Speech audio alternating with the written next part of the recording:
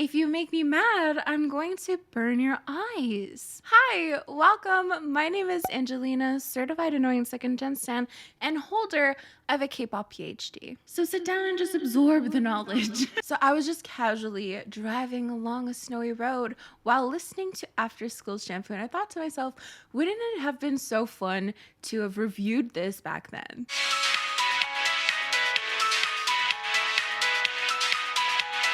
Arguably, 2011 was one of K-pop's best years, hands down, and I feel really sad that there are just so many songs that I haven't been able to review or haven't reviewed. And so I thought to myself, why can't we just pretend? I was literally gonna go all out and pretend like After School had just came out with Shampoo today. But then I thought that might be a little bit confusing, so I thought we could do a little thing called like retro reviews. I know, terrible name. It's pending. If you guys have anything better, let me know. And if you guys end up really liking the series, and I have zero issue with going back and finding some second gen or gen 2.5 gems to look over with you guys again. So that's what we're gonna do. We're gonna take a little look into the past, and we are going to review After School's Shampoo, a tale of passionate love with some slightly questionable lyrics that I'm very excited to get into. But before we get started, don't forget to like, comment, and share this video with friends you don't have. So with all that said, let's talk a little bit about After School. Who is After School? After School is a girl group from Pledis Entertainment that had a graduation concept. So you could be quote unquote admitted into the group, or you could graduate from the group. So of course, throughout the years, you would expect changes to the lineup. Having debuted in 2009, this group had a lot of bangers. I got too ahead of myself. Some of my favorite After School songs are Bang, Because of You, and First Love, not including any of their subunits, of which they had 3. So After School Red, After School Blue, and of course, very famously, Orange Caramel. We'll talk a little bit about my favorite Orange Caramel song later, but Into the Night Sky, if we forget that the music video exists, was amazing. I learned the choreography and everything.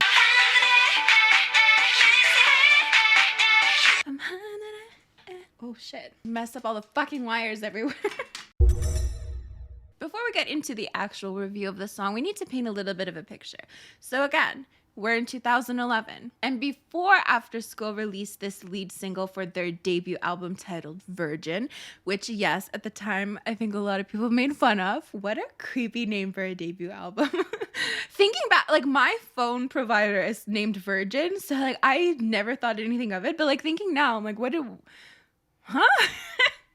like I'm wondering now. So before the release of this song, we had Kahi, the leader of the group, who came out with her solo called Come Back You Bad Person. This song reeks of second gen energy. And during this time as well, Orange Caramel had their comeback with Bangkok City.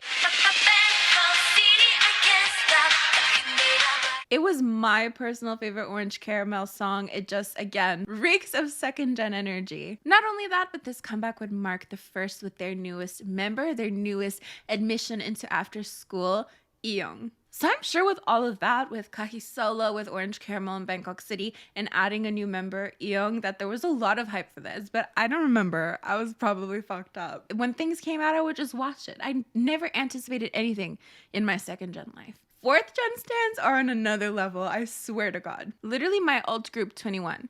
I would never anticipate anything for them. I never knew when anything was coming out. They'd literally just like throw a song out of nowhere and I'd be like, oh shit, this is exciting as hell. But the marketing in second gen was really not like it is today. Twitter, Instagram, YouTube, they weren't like the most popular. So not that people weren't super obsessive back then. I do think it was a lot harder to keep up with things like you can today. But anyways, digressing again. I do remember the first time I ever heard Shampoo.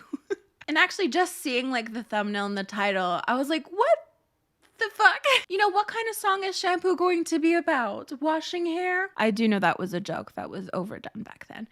But, I did really question, how can you make a song about shampoo pretty? How could you make me want to listen to a song named Shampoo? I was skeptical, but nonetheless, it was a great experience and I absolutely felt head over heels in love with this song, not only because of its dreamy nature, but also because of the exquisite lyricism, which I promise we're going to get into. But for now, let's start with the music video.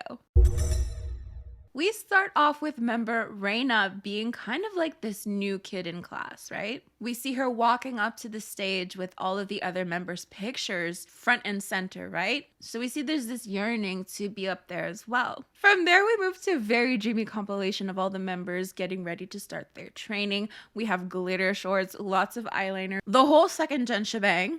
Bang! T-R-Y to me now. So the members, not gonna lie, they seem a little unimpressed at first. They're like, who's this new girl? But we do have some of them also welcoming her with open arms. So you might be wondering, what kind of dancing are they doing in this group? Is it ballet? Is it hip hop?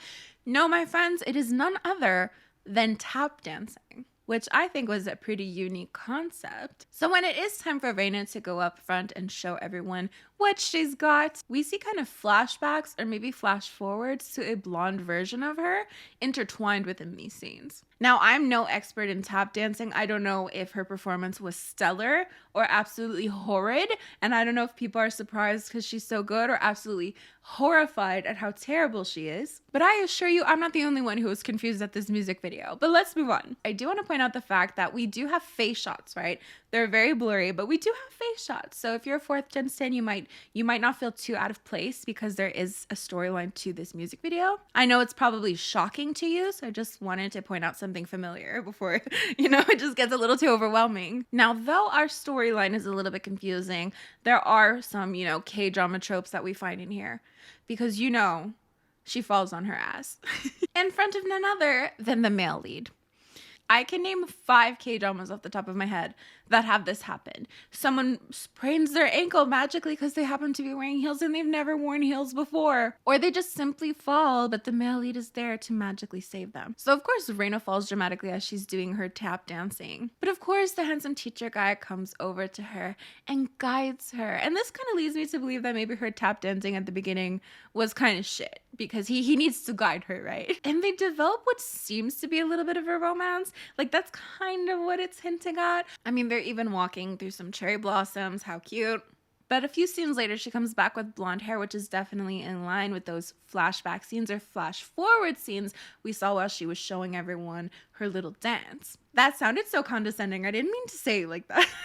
Her little dance. But what would she do other than fall again? But this time, instead of the male lead coming to console her, we have member Jungha who comes and consoles her.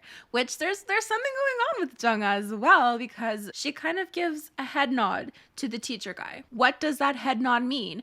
Because when she does that, he then leaves. He just fucking leaves, abandoned. But we do see some scenes intertwining where there's flashbacks to Reina and the teacher guy, and he kind of grabs his head. So I'm wondering, like, mystery illness? Brain aneurysm, perhaps? I don't know, I'm not a doctor. But like I said, Jungha gives him a head nod, and he just leaves their recital. We have Reina's picture finally up on the stage, and he fucking leaves. Maybe to get brain surgery. I'm getting some haru vibes from this. So 4th gen stans, we're gonna take a little break right now. I know that was a lot of storyline for one music video. You're not used to it. I know. I'm so sorry to shock you like this. But just to end off this music video segment, we do have a scene that says to be continued. And through some totally legit research, I found out that the continuation to this is a song called Let's Step Up. And now I don't remember this song, but you know what we're going to do? We're going to watch it together for the first time ever. So Shampoo and Let's Step Up seem to have been promoted at the same time, right? With Shampoo being the lead title track. So the ending of Shampoo is quite in line with the thumbnail that I'm seeing for Let's Step Up. So, I mean, let's watch it. Let's watch it. Let's see the continuation and maybe Shampoo will make sense. Because a lot of people have their theories, but we don't really know what happened. Like, were they in a romantic relationship? That's a little inappropriate, right? Today it's inappropriate. Back then, that was hot. And don't say otherwise, because I know you guys have all seen Pretty Little Liars. We were all brainwashed back then. So this is clearly, the continuation we saw. They got ready in those black clothes with their red tap shoes. Ooh. Is this just a performance music video? Oh my God. Literally to be continued. And they didn't continue anything. They just showed the performance. What about the storyline? We're all at the edge of our seats waiting for this. I really appreciate that. Like, I've never, I wouldn't say I'm not a fan of tap dancing. I just never really thought of tap dancing. But to see it in this way, like, yeah, I'm definitely interested in it. It's really cool. And that's what a lot of people will bring up about after school. The fact that, they did do tap dancing. They did do pole dancing as well. During First Love, maybe we'll talk about that in its own video. I think First Love deserves its own video, right? So though we weren't able to close any open ends from Shampoo, that was definitely pretty cool anyways. But let me know if you have any theories down below. I think they had like a slight little romantic thing going on, and he has a terminal illness. He just wanted to cut things off, and he told Jungha about it, like very haru-haru-esque. Okay, so how does a very cute song with very soft imagery in the music video end up having threats in the lyrics? Let's finally talk about the lyrics. So the first lines literally say, "I want to be your shampoo, trickling down your hair. I want to embrace you with my strong fragrance." Which is not too bad, right? It's quite poetic. You want to embrace someone like a scent. That's definitely very vivid imagery. It's not physically possible to embrace someone like a scent, but it paints that picture of neediness, of such a strong embrace that doesn't physically exist, but might emotionally exist. Then we go on to, if you loved a different scent, erase it now. I will make you forever intoxicated with fragrances that haven't existed in the world. Maybe a little bit aggressive, but I'm still feeling the love. Basically saying everything you've known until now is nothing compared to what I can show you. I can show you the world. But here's where it gets interesting, and this is my favorite part of the song. If you, for any reason make me mad, I will make your eyes sting. So we're going back to that Shampoo reference from the very first verses. Basically the essence of the song, I want to be like your shampoo and embrace you like a scent, but if you piss me off, I'm going to burn your eyes. Just as Shampoo has the power to embrace you with lovely scents, it also has the power to sting your fucking eyes. Like, that's just so genius. I love it.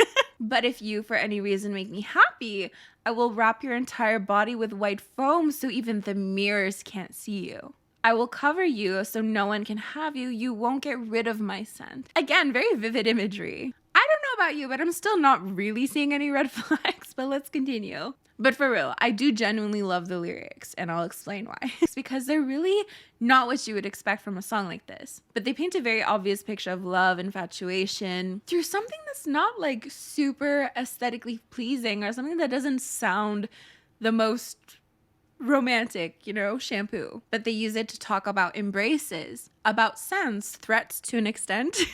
But really the main focus is love. When your lips talk of love, then our love will be the end. When you have fallen for me, then 1 second would feel too long. And honestly, I've just always appreciated the dichotomy between this sweet, magical song and the soft imagery in the music video. We have cherry blossoms, we have very blurred edges. It's very dreamy compared to the almost dramatic, threatening contents of the lyrics. Because you have these very sweet voices saying, if you make me mad, I'm going to burn your eyes. So for good measure, I thought we could take a look at a lyric video from back then of After School Shampoo and see what people were saying about the lyrics back then. And then my comment section could be a reflection of what people think about it today. So let me know in the comments down below what you think of the lyrics. Do you think they're genius? Do you think they're a little possessive, a little weird? Do you like the shampoo analogy? Because I think it's very unique. It is very unique. So the first video we have is After School Shampoo MV, Ang Sub and Romanization lyrics. So I would say these types of videos were a lot more common back then. Like the color-coded thing is a lot more common today. I love how some people at first were like, shampoo, what a title. What are they gonna sing about? Washing their hair? Then they'd crack conditioner jokes and all. And then it turned out the lyrics is one of the most meaningful I can find in K-pop. It's a very creative metaphor to love. The beautiful melody is already a win for me, but it doesn't end there. So this person thinks it's a beautiful meaning. Such a sweet song. I can't believe how sad this song is. Best sad song I ever heard, made me cry. Why did he have to go blind? Was that confirmed anywhere? Kathleen is me 10 years ago. I want to be the shampoo on your hair as I fell down the side. LOL, what the fuck? Oh my again, Shelly. To be continued, LMAO. What's it going to be called? Conditioner. Let's move on to the second video. I love this song. The lyrics are funny too. The song is amazing, but the lyrics are really weird. Oh, thank God I'm not the only one who thinks the lyrics are so unbelievably weird. Still a fantastic song though. To conclude this video, this song evokes magic itself with its dreamy second-gen instrumentals and very unique, shall we say, metaphors for love or possessiveness. I wrote possession in my script. Not the vibe I was going for. So that is basically it. Thank you so much for joining me. Don't forget to leave in the comments down below what you think of this series, what you think of the song, and also if you have any other song recommendations that I could do for my retro reviews. I hate that name. Please help me find something better. Also, if you made it this far into the video without skipping, leave a shampoo emoji. Is there a shampoo emoji? Leave a soap emoji. Leave a hygiene related emoji. You can also like, comment, and share this video with friends you don't have, and join my channel members by clicking the join button next to the subscribe button. It means the world to me, all of you supporting me. These are the lovely individuals who do so on a monthly basis. As for me, I'm gonna get going, but I will see you guys next time. Bye! I have fake lashes on, by the way, and my left eye keeps getting stuck. So if you notice it, don't say anything.